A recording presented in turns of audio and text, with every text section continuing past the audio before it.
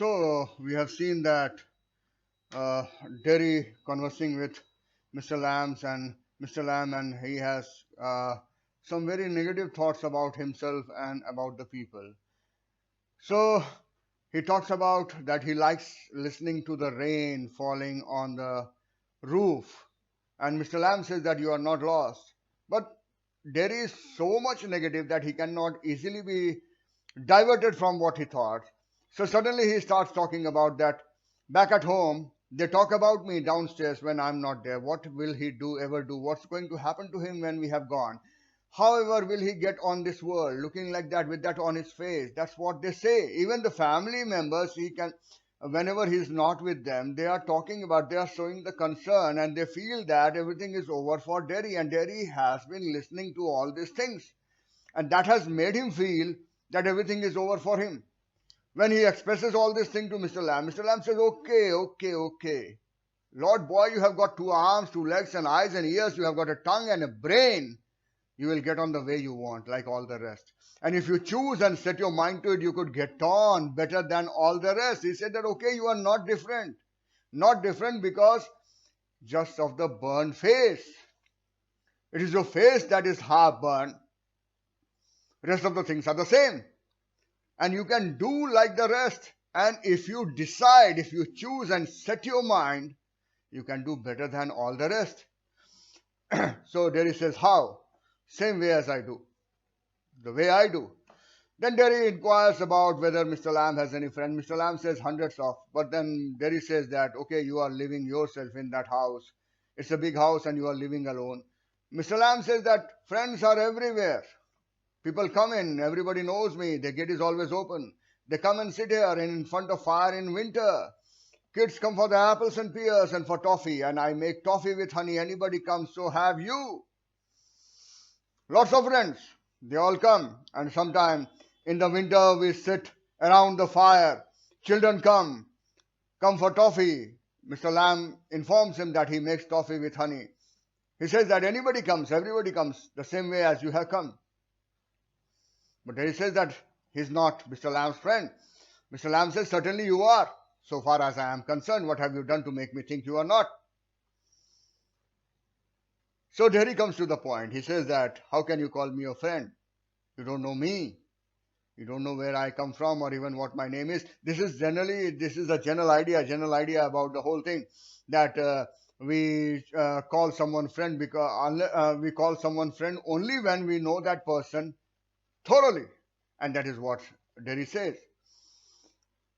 So Mr. Lamb says that should that signify? What is the importance of that? Whether I know your name or not, whether you come from which place, I don't know. But does it really matter that I should know all these things? Or should I do the thing that first I should make a file of yours and then decide whether you can be a friend or not? Derry feels that Mr. Lamb is saying right thing. He says, I suppose not. No. Then Mr. Lamb says, okay, fine. You can tell me your name. But that is your choice. If you want to tell me the name, it's okay. Otherwise, it's your choice. Derry says, Derry. Only it's Derek, but I hate that. Derry, if I am your friend, you don't have to be mine. I choose that. Certainly. I might never come here again. You might never see me again. And then I couldn't still be a friend. Derry says that most probably this is the last meeting. They may not see again each other. They may not meet again each other. Then how can they be friends? Mr. Lamb says, why not? Even if this is the last meeting, why can't they be friends? Derry gives the reason that how could, you pass people in the street and you might even speak to them, but you never see them again. It doesn't mean they are friends. Derry says that there are situations when you are walking in the street, you meet people, you talk to them, but you never meet them again. That does not mean that you are friends. So Mr. Lamb says, okay, fine, my dear. Doesn't mean they are enemies either, does it? No, they are just nothing, people, that's all.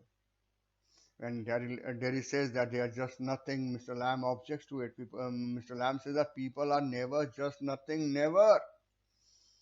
What does Mr. Lamb mean here? Mr. Lamb says that people cannot be called just nothing because they are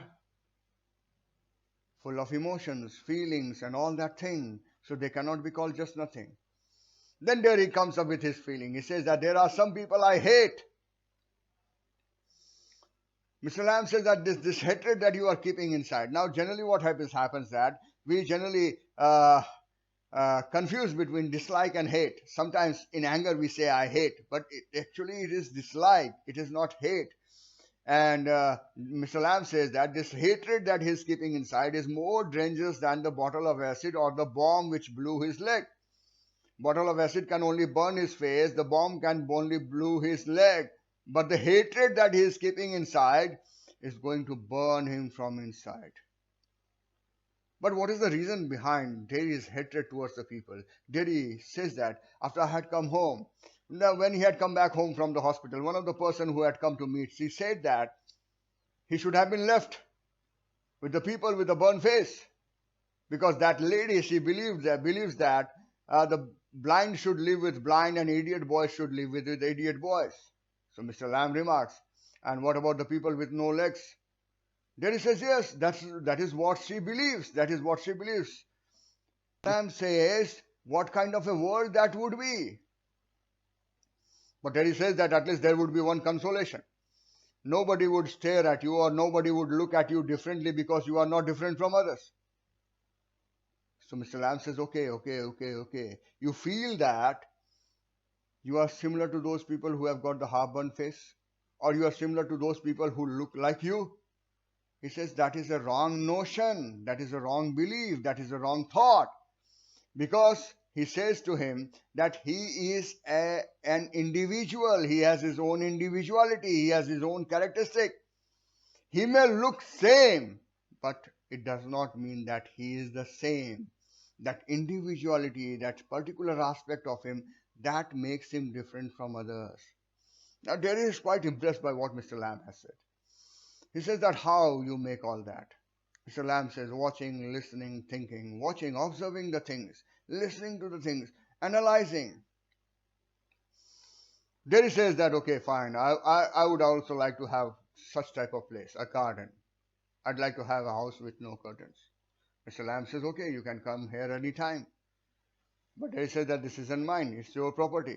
So Mr. Lamb says, okay, everything that belongs to me belongs to everyone. Belongs to everyone.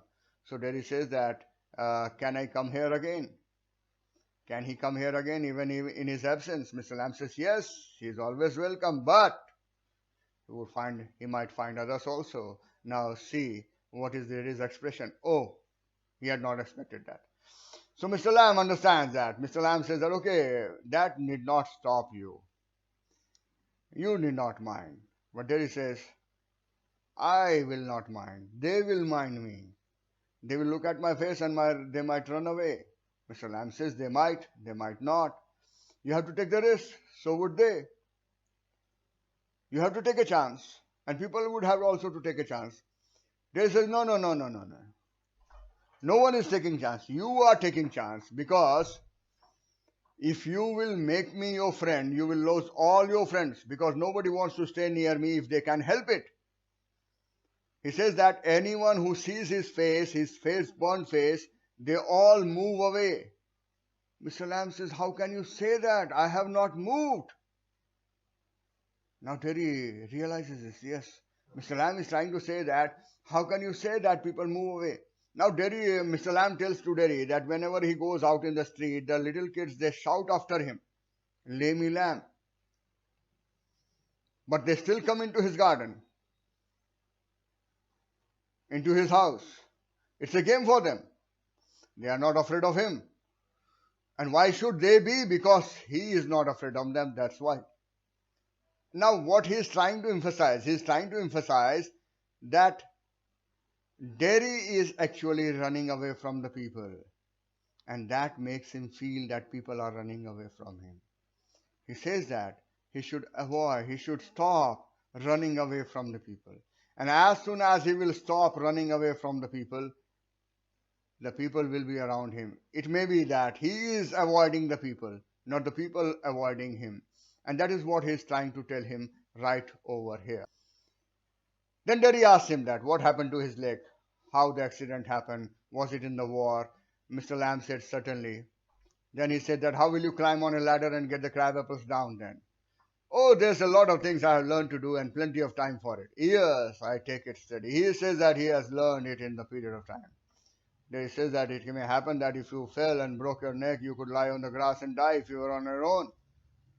There is a chance, he tells Mr. Lamb that there is a chance that he may get disbalanced, he may fall down, break his neck, and he may die. Mr. Lamb says, yes, okay, no, that is the possibility. Jerry again says, you said I could help you. Now remember that conversation in the beginning. When Mr. Lamb talks about his apple, he says that he makes jelly out of it, and he has given a proposal to Derry that he could help him if he desired. So Derry reminds him of that. Mr. Lamb says, okay, okay, you can. But Derry says, my mother will want to know where I am. It's 3 miles home across the fields. I'm 14, but they still want to know where I am. I'm 14. Now this is a particular expression by every teenager. They all feel that they are grown up and they should not be questioned. And the same thing is there with Derry. So Mr. Lamb makes him understand that people worry and that's why they want to know where they are. But Derry feels otherwise. Derry feels that people fuss. Mr. Lamb says, go back, tell them. Derry says, it is 3 miles, quite a distance.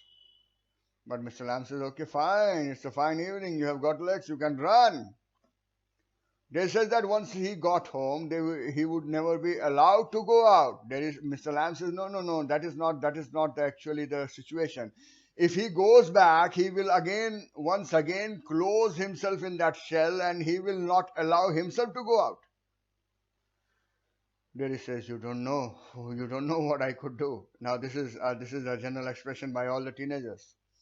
And many a times they express that you don't know what I could do. Mr. Lamb simply says that no, you only know what you could do. He says if I choose, अगर सोच लें तो, सोच लें तो, लेकिन अभी सोचने की ठानी नहीं. That is also another expression. Mr. Lamb says, okay, if you choose, I don't know everything, boy, I can't tell you what to do. Mr. Lamb simply tells him that ultimately you have to take your decision. You have to decide what you want. You have to decide what you want to do. Everything cannot be told to you. Then he says, they tell me means the people back at the family. Mr. Lamb says, do you have to agree? Okay, fine. If the people back at the family, they tell you, you have to agree with everything.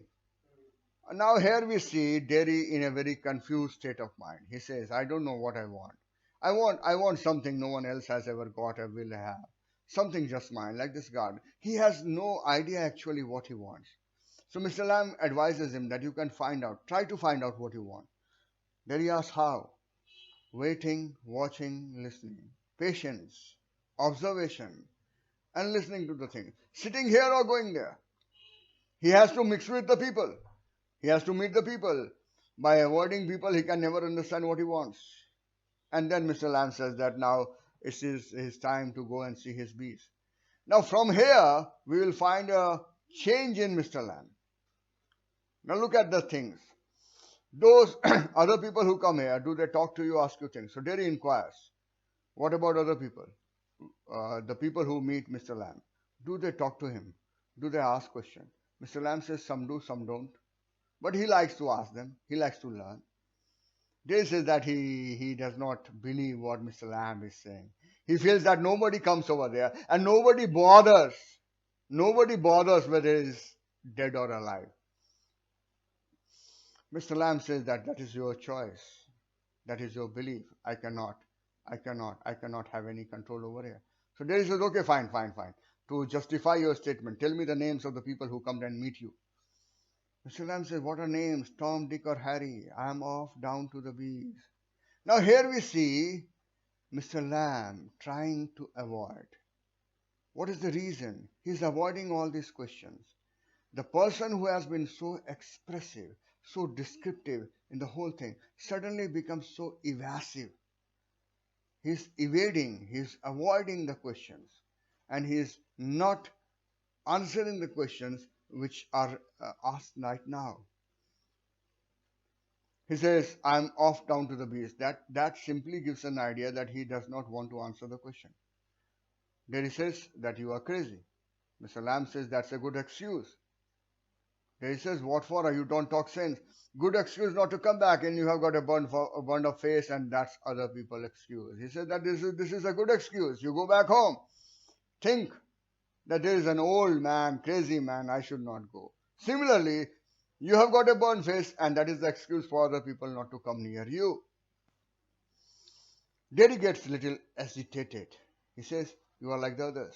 You like to say things like that. If you don't feel sorry for my face, you are frightened of it. And if you are not frightened, you think I am ugly as a devil. I am a devil, don't you? But Mr. Lamb does not reply. He moves away. When Derry's anger calms down, he realizes, no, Mr. Lamb is different from others. He says, no, you don't. I like it here. I'm going, but I'll come back. You see, you wait, I can run. I haven't got a tin leg, I'll be back. Now, he says, I can run. Why? Because earlier Mr. Lamb had said that you have got legs.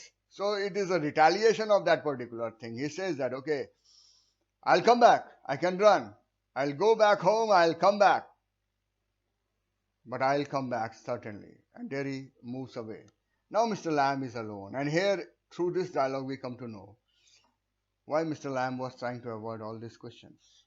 There, my dears, that's you seen too.